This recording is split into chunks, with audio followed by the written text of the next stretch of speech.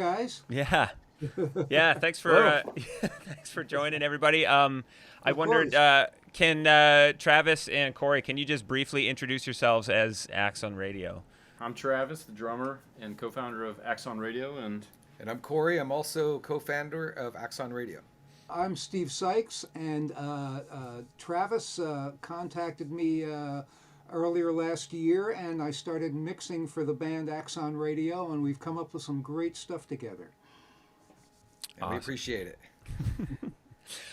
Travis and Cory, I wonder if you could chat a little bit about Forklift Judy and some of the unique things you're doing in terms of promoting your music. So I guess the story of Forklift Judy is the name comes from a true story of a friend of mine who used to work in a warehouse. I'll leave it at that. As far as the titles, Prom Drama and Forklift Judy are definitely not your traditional smooth jazz titles. Ever since we've been playing together, we've always had goofy names for our songs, and because it's hard to, because they're instrumentals, so there's really nothing to tie it to per se. So we just come up with something, and usually whatever's going on around us, and then hey, that's a good title for the song. So yeah, I will say though that most of the titles actually do have some meaning, or they come from some situation in our life. Like right. the prom drama thing actually came from a preacher at our church. One Sunday morning was talking about some good prom drama going down, and I'm like writing, ignoring everything else he's saying and thinking, oh, that's a great song title. So, right, sure. So, 10 years later, it materialized. Well, years ago, it's over 10 years ago, we were recording a song and couldn't think of a title, but his wife was making cake, so we called it Waiting for Cake, so as an example. So. Right. That's awesome. And what about, in terms of promoting your music online, you guys do unique things with QR codes and leading people through these kind of like puzzles almost. Yeah, that's right. So, when we got into this space, we were looking at other videos that other artists were doing, and we really found that there are very few smooth jazz artists that are actually putting videos out. And so we wanted to do something as unique and different as the names of our songs. So every time we put out a video, there's always some fun hidden things going on in there. And, Forklift Judy is no exception. So yeah, like you said, we've got some QR codes that show up throughout the video. If you scan them, it'll take you to a landing page, take you down this rabbit hole, if you will, and finally end up with a free download. Something else that we're pretty excited about is that our friend Michael Lington, who played saxophone on this piece, he appears throughout the video as well, kind of like a Where's Waldo type thing. So as you're watching the video, be on the lookout for all the different places that Michael Lington subtly shows up. Yeah, because obviously we weren't able to have him there physically to shoot the video. So. Right. Very cool. I wondered if Steve, you could chat a little bit about your mix process and the mix finalization process prior to using a tool like Sessionwire. What was that like? Well, what it used to be, had I been introduced to Travis and Cory before, I would have basically, we would have communicated by telephone or maybe Zoom a little bit, and I would have received the files from them, done the mix, and then the end process would be, sending in email, WeTransfer or something, and having them listening to the mix, and then waiting for them to send me mix notes, basically, and that process would go back and forth probably with most of my clients, go back and forth 3, 4, 5. I've done it as many as 15 times, to be quite honest with you. But that really, compared to using Sessionwire, that's a really slow way to work. And since getting involved with the Sessionwire platform, when we get near the end of the mix, I can just simply, dial up Travis or any of my other clients, and we can talk it through, and you're hearing the full fidelity. I'm coming right off the stereo bus of my console. So the process was much more laborious before we were able to get involved with Sessionwire doing this. So it's really been a godsend to be able to have this available to us at this point. You know. And I have to say too, the audio quality is amazing. Like coming out of the console there, I mean, Yeah.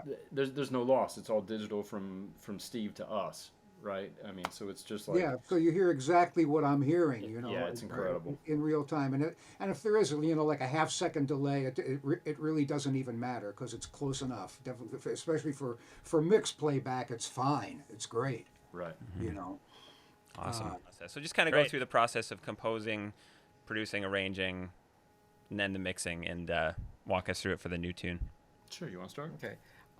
Well, I'm always practicing. I'm a bass player, and most I write on bass as well. So how we've always worked together, we originally started just playing together, bass and drums. And what we would do is we would write material together, and then bring in other musicians to throw on top of it.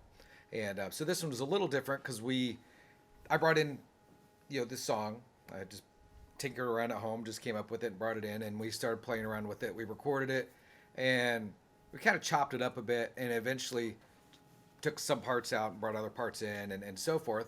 And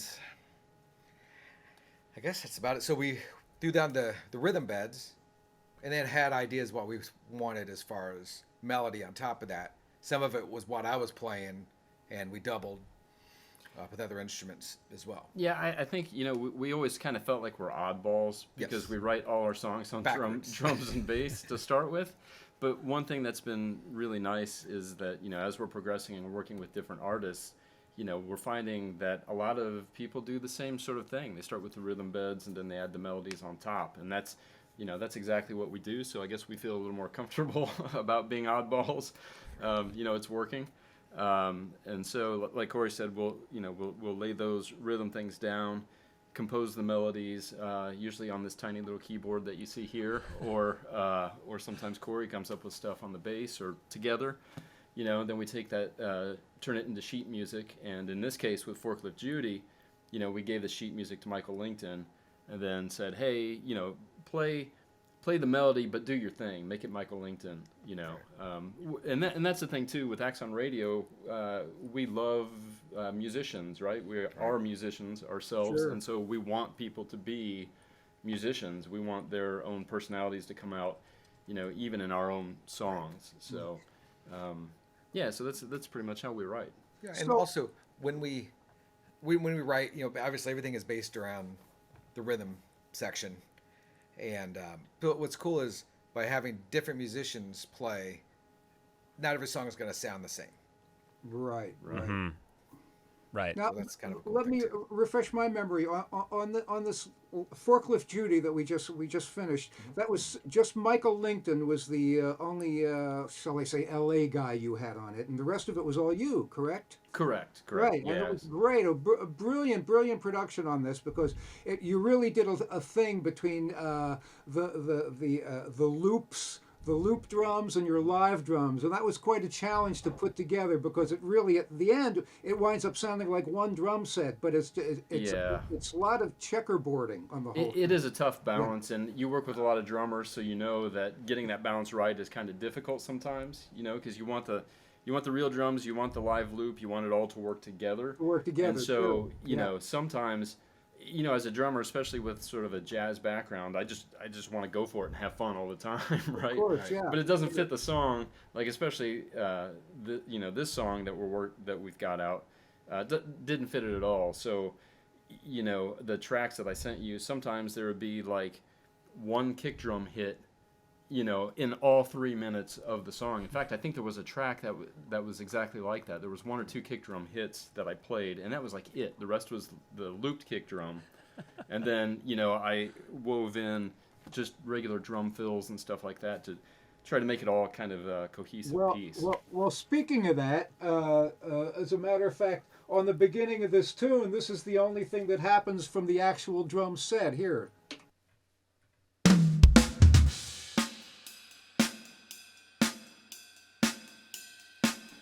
And the rest is loops. Now, Yeah, no kick drum there.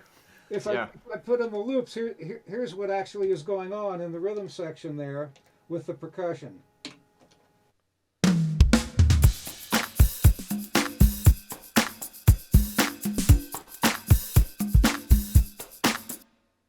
You see? Yeah. So Magic. it works. Magic. It's live overheads and loop on the bottom. It's a bunch of stuff all mishmashed together, and it works out great as an ensemble. Yeah, it ends up being a bunch of tracks for sure, but we know you can handle it no problem. And So, how about if I do a screen share with you here Sure. and show you my Pro Tools setup? Okay. sure. So I'll do entire screen. That's correct, right? Mm-hmm. Yeah. Okay. We'll do that, and then I will collapse this where it should be. Perfect. You're good with that? Works for me. Okay. All right. So basically, in this Pro Tools session here, as I was showing you a while ago, we have, let me put all the drums in solo right now. So you can hear the whole kit, what it becomes. And I'll go from just somewhere randomly in here. Okay.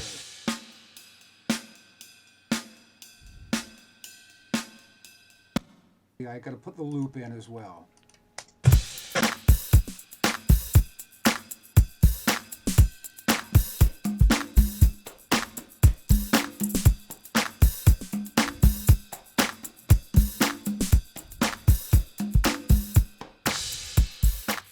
Okay, so with the snare drum, let me come out of solo. What was originally done, Travis just had a top snare mic, which by itself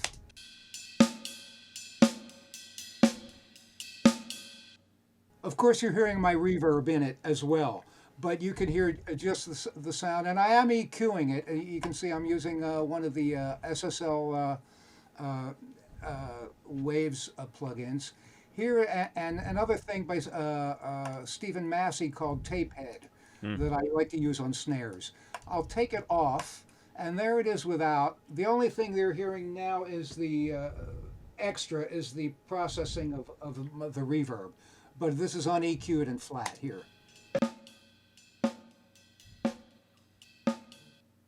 Then I add the tape head to it.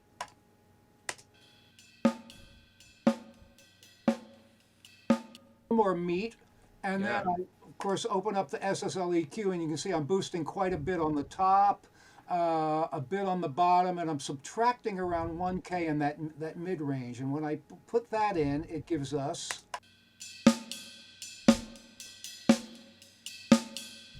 that. Yeah, nice. But now I still wasn't getting enough of the kind of snap and sizzle of the lower snares, which I kind of like in there. So I made a copy of his snare drum and called it snare DIST, snare distorted. I added distortion to it. So I basically gated it with one of the Stephen Slade gates, which you can see there, and added something after that called a decapitator from Soundtoys, which just completely crushes things. Okay, so I will let you hear this. This is what happens with the snare copy unprocessed. Softer because it's tucked under, okay, the other one. Okay, so then when I add the decapitator to it,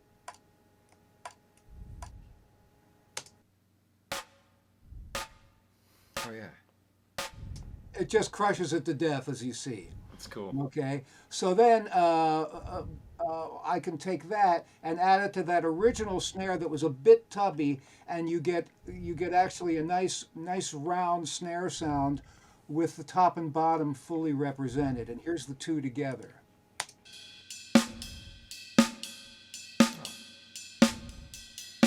Here's without that distorted snare added. And with.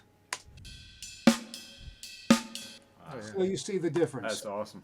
Okay. Very nice. And I'll do a lot of things like that, when necessary, because basically we're this is an art, and we're sculpting, we're sculpting things, and I have a kind of like a motto where it doesn't matter what it takes to get it, as long as you get it. That's impressive. Amazing. That's where all your wealth and knowledge comes together. Well, I guess, yeah, absolutely. I have been doing it a while. I guess my age is showing. What other moments in this tune are worth kind of picking apart, in your guys' opinion? I like, honestly, that bridge section where everybody's kind of in unison, and it's kind of a pivotal moment in the video as well. There's some synchronized forklift driving going on that I'm pretty proud of. And you know what? And we didn't hit each other, so it's pretty good. We almost smashed each other a couple times. We came close.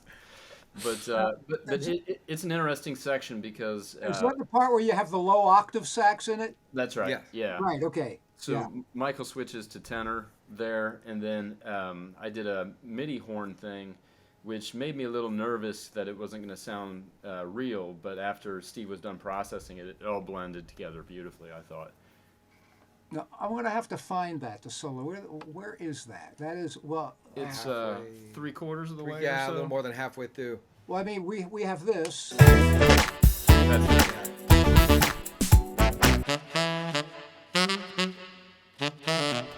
Of course, you hear my pre-delay on the verb.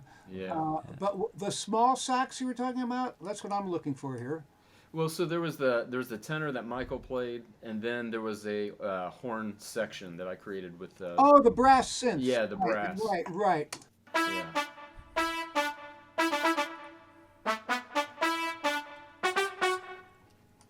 Right. Yeah, I mean, by itself, it sounds like a MIDI thing, right? But when it's all together and blended with Michael's part, it all sounds great. Sounds like Right. Axel F. When you put it together, you got Right.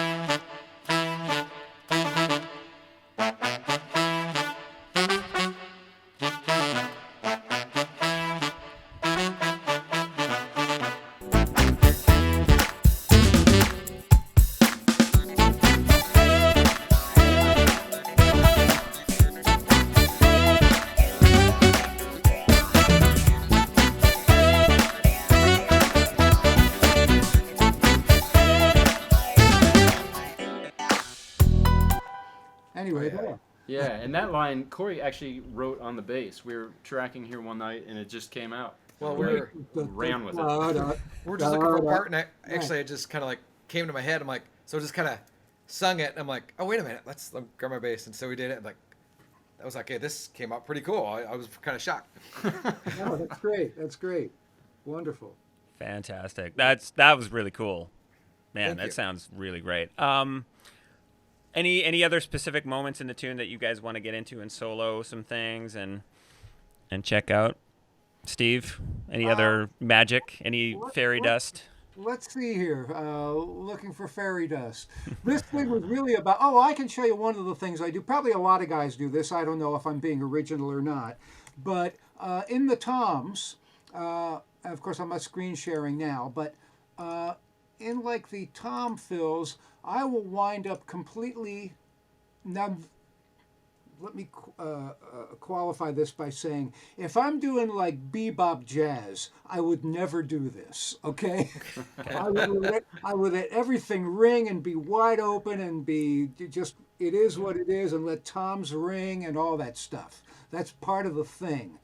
But in a pop manufacturer kind of record like this, here's what happens with the toms. They're completely cut out until they fill. And when they fill, I snip right to the edge of where the stick hits the tom, and then I tail off the back end of it so it decays back. And you'll never know that I've done that because it sits down in the room and the overheads and everything. Oh, nice. But when soloed, toms wind up being this.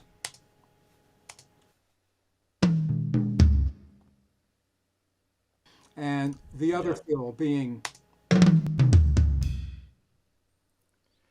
But It's funny because I used to do that same trick too when I mixed some of our past stuff.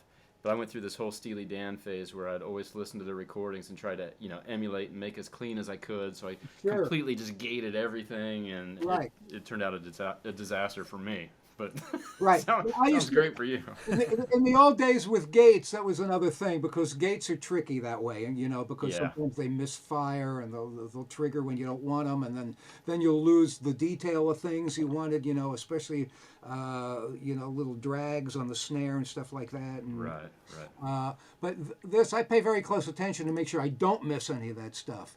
But with that, when you put it together, you get a drum track like this.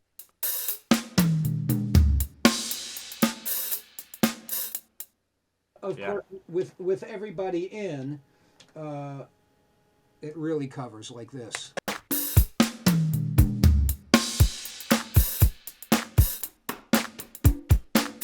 The next fill coming up, this one.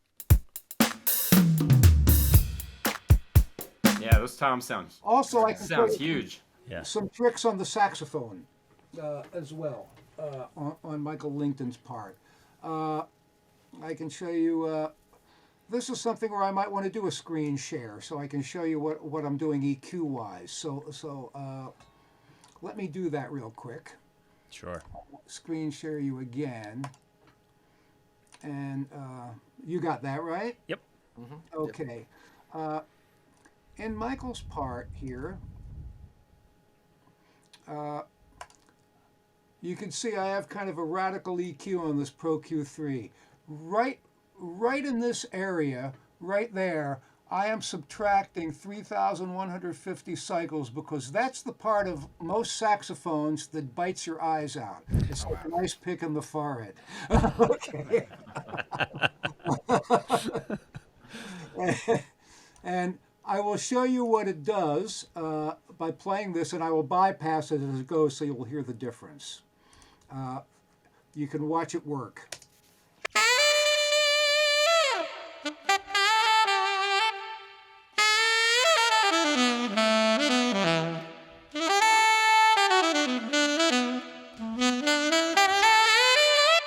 You see that subtraction that happens? Yeah. Okay, in that area? That's that 3K area. If I bypass it and let it go, you will hear the difference.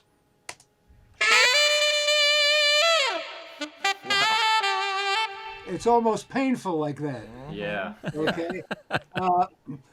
These Fab Filter EQs are great for that because it's a dynamic EQ. So basically what I'm doing, it's a combination EQ and multi-band compressor if you choose to use it that way. So I took the 3K area and basically I'm just compressing it, just that area with this particular bandwidth to get a smoother sound out of it. And I'm boosting a little more of the bottom to give it some girth down low. Yeah, So those guys make great stuff. I've got their limiter. Yeah, it's all great stuff. Yeah. Yeah. Good. So basically, you get a nice smooth sax sound, especially for this kind of material.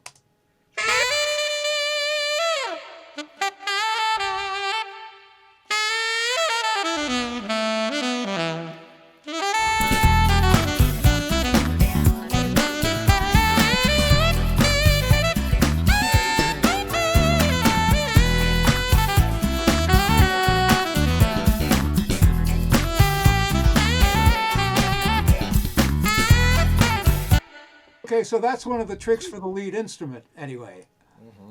Knowing where to subtract the parts of the sound that are painful. That made such a difference. That was insane. wow. Yes. Yeah, it's really pokey. Yeah. This is fun. I like doing this. Yeah. It's fun to get nerdy about stuff. How important do you feel collaboration is as a contributor to the end product? Well, that's a good question. Pretty much, as far as the writing aspect, a lot of it is just us together. And then when, depending on, like in the past, who we brought in to play, they may record, a dozen tracks, and then we kind of listen to them and see which one fits the best, that we like the best. But with these last two songs, the other players pretty much, there wasn't a lot of options because they didn't need a lot of options because we kind of told them what we wanted and they came back and it was perfect. Right. So Got lucky. For the most part. but For the most part. Well, as far as collabing, though, I think as far as the process from where we started, because we actually started this drum and bass thing, I mean, 10 plus years ago, right? It's only within the last 2 years that we really got serious and decided, okay, let's do something, real with this. But that collab process, I think, is becoming more and more critical. I look at what we're doing as we're still building our team as far as, who we like to work with, who we can count on, who's available, who brings the most creativity to the table, knowledge. There's all these things that go into it that we just can't do as two people. Right. Right. Oh, yeah. So collabing, this really is a team effort. Even though, like Steve, you said earlier, this track, it's just Michael Lington and then the two of us, but it's not, right? It's all of your creativity in there as well. It's input that we've gotten from other people who we've played the song for, who just behind the scenes things. It really takes a team to pull this stuff off. I think every song we've done has been like pretty much all.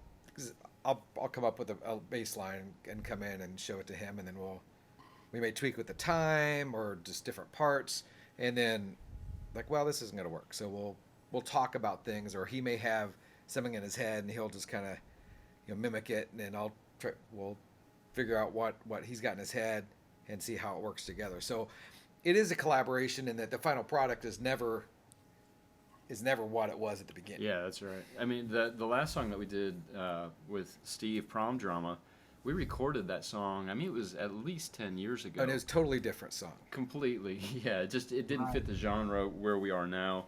And so we had an arranger, a guy named Matt Rode. Actually, he played keys on it as well.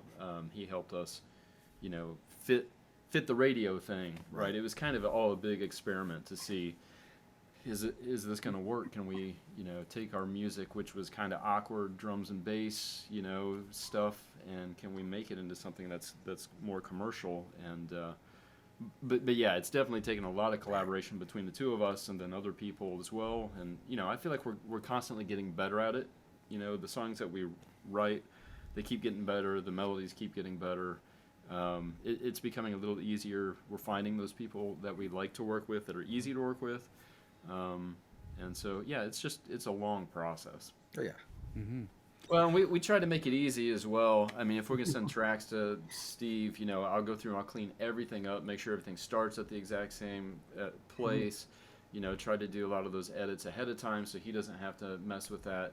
And, even just because sometimes there are things maybe that are very specific in the music that we want to make sure happen, that we can accomplish just through a small edit or something, that we don't have to then communicate 10 pages worth of things to Steve. That way he can just take it and run with it. Right.